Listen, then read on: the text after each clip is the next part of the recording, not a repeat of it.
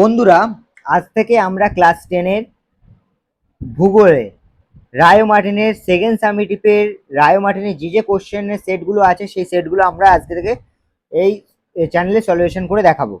তো প্রথম যে কোশ্চেনের সেটটা আছে সেটা হচ্ছে মধ্যশিক্ষা পর্ষদ কর্তৃক সম্প্রতি প্রকাশিত নমুনা প্রশ্নপত্র। বৃষ্টিপাত আর যে এমসিকিউ গুলো আছে বিভাগ করে সেই এমসিকিউ গুলো করে নেই। বৃষ্টিপাত সবচেয়ে কম হয় কোথায়? তুন্দ্রা জলবায়ু অঞ্চলে।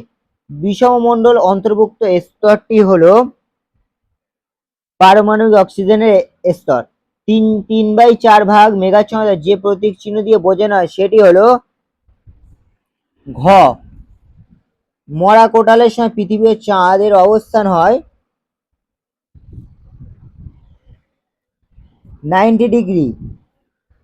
বেঙ্গুয়েলা স্রোত হলো আফ্রিকার পশ্চিম উপকূল বরাবর প্রবাহিত ঊর্ধ্বগামী শীতল স্রোত।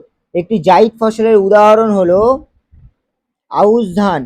ভারতের একটি বিকেন্দ্রীভূত শিল্পের উদাহরণ হলো পাট শিল্প। পার্বত্য অঞ্চলে রেলপথ যোগাযোগ কম হওয়ার কারণ হলো উচ্চ ঢাল বিশিষ্ট ভূপ্রকৃতি। এবার আমাদের বিভাগ খতে যেগুলো আছে সেইগুলো সলভ করব। অশ্ব অক্ষাংশ বরাবর পালতোলা জাহাজগুলি চলতো বাণিজ্য বায়ুর প্রভাবে। এটা কি ঠিক না ভুল? ঠিক। কলকাতা একটি সমুদ্র বন্দর, এটা কি ভুল, তাই আমি ক্রস দিলাম।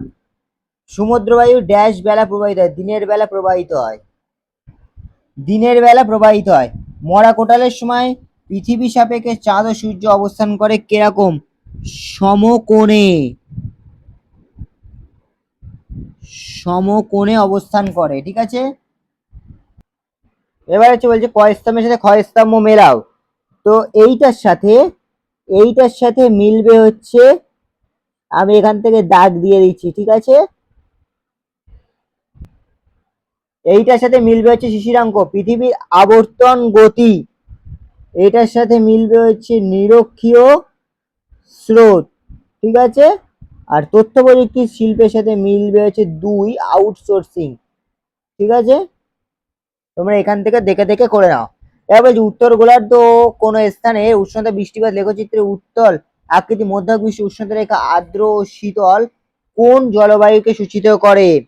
উত্তর হবে ভূমধ্যসাগরীয় জলবায়ুকে সূচিত করে। অ্যান্সার হলো ভূমধ্যসাগরীয় জলবায়ুকে চিহ্নিত করে।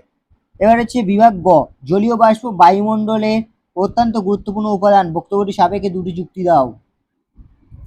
এই যে এইটা হবে তোমাদের অ্যান্সার, ঠিক আছে। বায়ুমণ্ডলে জলীয় বাষ্পের গুরুত্বটাই হচ্ছে সেটার অ্যান্সার হবে। তোমরা এখান থেকে যে কোনো দুটো পয়েন্ট তোমরা তুলে দেবে, ঠিক আছে। এটা তোমাদের প্রান্তিকের বইয়ে 83 নম্বর পেজে আছে। তোমাদের কাছে যদি প্রান্তিকের বই না থাকে এখান থেকে দেখে দেখে লিখে নাও। মহাদেশগুলির পশ্চিমে কেন বড় মরুভূমি সৃষ্টি হয়েছে? মহাদেশগুলির পশ্চিমে কেন বড় বড় হচ্ছে তোমার হচ্ছে মরুভূমিগুলো সৃষ্টি হয়েছে? তার কারণ হচ্ছে শীতল সমুদ্র স্রোতের প্রভাব। মহাদেশের পশ্চিম উপকূলে শীতল সমুদ্র স্রোত প্রবাহিত হয়, ফলে বায়ু শুষ্ক হয়ে যায় এবং বৃষ্টি কম হয়। উপক্রান্তীয় উচ্চচাপ বলে 20 ডিগ্রি থেকে 30 ডিগ্রি অক্ষাংশ উচ্চচাপ অঞ্চল থেকে যেখানে বায়ু নিচে নেমে শুষ্ক অবস্থা তৈরি করে। শুষ্ক বাণিজ্য এই বায়ু স্থলভাগে এসে আর্দ্রতা হারায়, ফলে বৃষ্টি হয় না। শীতল স্রোত উচ্চ চাপ বলে শুষ্ক বায়ুর কারণে মহাদেশের পশ্চিমে বড় মরুভূমি সৃষ্টি গড়ে উঠেছে। কয়াল কাকে বলে? কয়াল কাকে বলে? ভূ আন্দোলনের কারণে উপকূল বরাবর উত্থান ও নিমজ্জনের ফলে এখানে অসংখ্য জলাভূমি দেখা যায়। এই জলাভূমিকে স্থানীয় ভাষায় কয়াল বলে। নেক্সট কোশ্চেন বলছে অরুণাচল প্রদেশে জনঘনত্ব কম হওয়া দুটি কারণ উল্লেখ করো। অরুণাচল প্রদেশে জনঘনত্ব কম হওয়া দুটি কারণ হলো দুর্গম পার্বত্য ভূপ্রকৃতি আর দ্বিতীয় হচ্ছে ঘন বন ও অবকাঠামোর অভাব। এবার পরিবহনের অভাব, যাতায়াতের অভাব, এগুলো তোমরা জুড়ে দিতেই পারো, অসুবিধা নেই। এবার হচ্ছে বিভাগ ঘ, 3টি বিষয়ের ভিত্তিতে ক্রান্তীয় ঘূর্ণবাদ ও প্রতীক ঘূর্ণবাদের মধ্যে পার্থক্য নিরূপণ করো। দেখো এই হচ্ছে তোমাদের হচ্ছে পার্থক্য। ক্রান্তীয় ঘূর্ণবাদ প্রতীক ঘূর্ণবাদ, বায়ুর গতি চারিদিক থেকে কেন্দ্রে বায়ু প্রবাহিত হয়, কেন্দ্র থেকে চারিদিকে বায়ু প্রবাহিত হয়। বায়ুর চাপ নিম্নচাপ থাকে, বায়ুর চাপ উচ্চচাপ থাকে। ঘূর্ণনের দিক ঘড়ির কাঁটার বিপরীতে, ঘূর্ণনের দিক ঘড়ির কাঁটার দিকে। আবহাওয়া মেঘলা, বৃষ্টি ও ঝড়, ঠিক আছে। আর পরিষ্কার ও শুষ্ক। প্রভাব ক্ষতিকর, ঠিক আছে। ক্ষতিকর আর ক্ষতিকর নয়, ঠিক আছে। এটাই তোমরা এটাই লিখে দেবে। এবার হচ্ছে বিভাগ উম, বায়ুমণ্ডল উষ্ণতা তারতম্য নিয়ন্ত্রক কিছু অক্ষাংশ উচ্চতার ভূমিকা ব্যাখ্যা করো। এই যে বায়ু উষ্ণতাপনের প্রধান 3টি কারণ বা উষ্ণতা অক্ষাংশের যেটা বলেছে সেটা অক্ষাংশের জন্য তোমরা এখান থেকে এই পর্যন্ত লিখে নেবে, ঠিক আছে। আর উচ্চতার জন্য তোমরা এখান থেকে এই পর্যন্ত লিখবে, ঠিক আছে। এটা অক্ষাংশের জন্য, এটা উচ্চতার জন্য। এটা 5 নম্বরের কোশ্চেন হিসাবে রয়েছে, তো সেক্ষেত্রে একটু বড় করেই লিখতে হবে, ঠিক আছে। এটা তোমাদের প্রান্তিকের বইয়ে 101 নম্বর পেজে আছে, ঠিক আছে। তোমরা এখান থেকে অক্ষাংশের উচ্চতার এটাকে দেখে নেবে, ঠিক আছে। আর এই ছবিটা সঙ্গে এঁকে দেবে, এই ছবিটা। ভারতের বড় শহর বা নগরগুলির দ্রুত নগরায়নের কারণে কি কি সমস্যার সম্মুখীন হচ্ছে তা আলোচনা করো।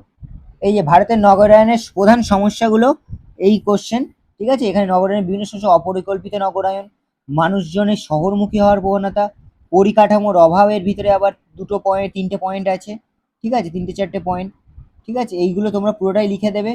আর তার সঙ্গে এই যে এই অবধি লিখবে, ঠিক আছে, এই অবধি,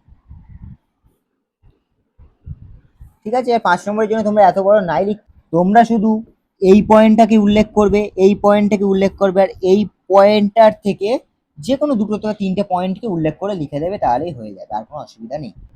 আজ আমরা পশ্চিমবঙ্গ মধ্য শিক্ষা পর্ষদের যে কোশ্চেন সেটটা ছিল সেই কোশ্চেন সেটটা আমরা সম্পূর্ণ শেষ করলাম। পরের ভিডিওতে দেখা হচ্ছে বালুরঘাট গার্লস হাই স্কুলের কোশ্চেন অ্যান্সার নিয়ে। যদি ভিডিওটা ভালো লেগে থাকে তাহলে অবশ্যই লাইক কমেন্ট সাবস্ক্রাইব করে দিও। দেখা হচ্ছে পরের ভিডিওতে। ততক্ষণ পর্যন্ত এই কোশ্চেনগুলো সলভ করতে পারো, আর এরকমই ইনফরমেটিভ রায় ম্যাটেরিয়াল সলিউশন পেতে আমাদের চ্যানেলটাকে অবশ্যই সাবস্ক্রাইব করে রাখো।